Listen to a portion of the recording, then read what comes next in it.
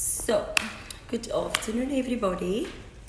As a Living Hope Life Skill Educator, we are doing gender-based awareness.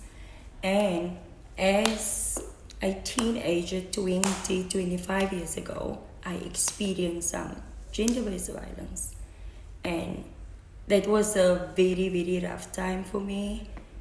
As a youngster, as a teenager, I saw some of my family members went through all of this, and I just thought it was fine and it was okay. So I was 12 years old, I had my first boyfriend, and things started to get rough, physical, and I just thought it was okay for him to hit me, swear at me, control me, say who I can speak to, not speak to. So for me, I thought that was normal. And yeah, so at the age of 22, I got married, never talked about what happened to me as a teenager. And like in 2 years of marriage, I went through physical, emotional, sexual abuse, and never want to talk about it to anyone. And I just thought it was like normal. Maybe this is part of marriage. Things will get better and all of that.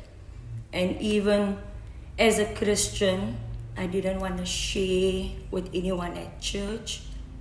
And as years go on and abuse got worse, I just said to myself, this is not the life God wants me to have, and it's either God's way or we leave the marriage and go for counseling, see if we can work this out. But going through gender-based violence, you don't have to be alone. But I know sometimes you feel alone and you feel like you're not worthy. If you're gonna speak up or leave your boyfriend or just leave your husband, that there's no other way, you're gonna have no one. But no, that's not the way. So as I went out, searched for help, went on my knees, prayed to God and asked Him to help me through the situation, because He never promised us this as females. And I know there's some males who also go through it, but for me as a female, it was hard. And I know I was just like a month, 2 months before my marriage, I got raped. And that was tough on me. And I thought, like, is this a sign of not getting married? Why is all of this happening to me? Well, I'm wearing clothes that like attract this guy, or why like asking for it.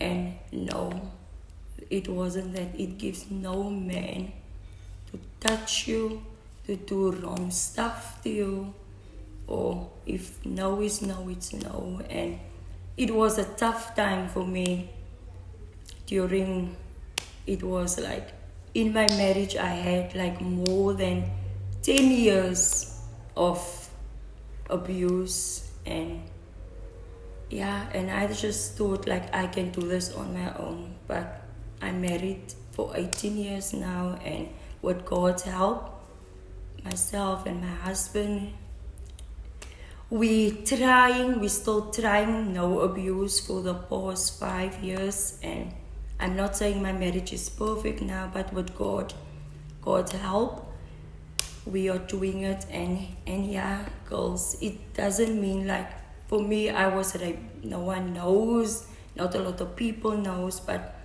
when, even if there's men watching this video, you take a piece of a person's word when you do something like that. And ladies, it's not your fault if something like this happened to you. So yeah, I'm just glad to share my story with whoever's gonna listen to this video or watch the video, that yes, there is still hope, and you are all the world, you are a jewel, and with God you can do it, and there is a lot of help out there. You're not alone.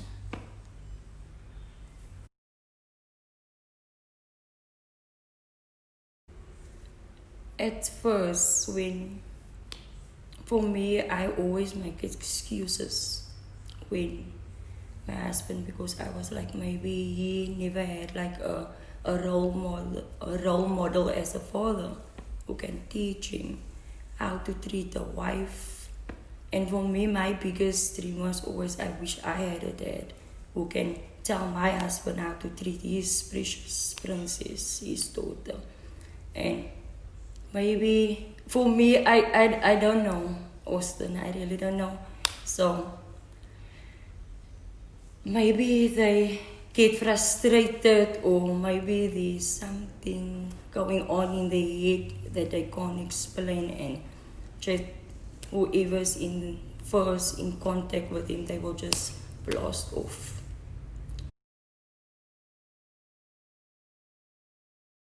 I know, like, there isn't like lots and lots of education about gender-based violence, or people are just ignorant to the education of it. So how to prevent gender-based violence? Like, if we like try to change people's behavior, we can't change it, but we can pray and we can educate them so that they can believe in themselves and not to be the person that the one that always so violent, always angry, always want to just grab something and hit someone. Or I think education can help in some way, or just listen to the person's story, what they went through, why they are doing it.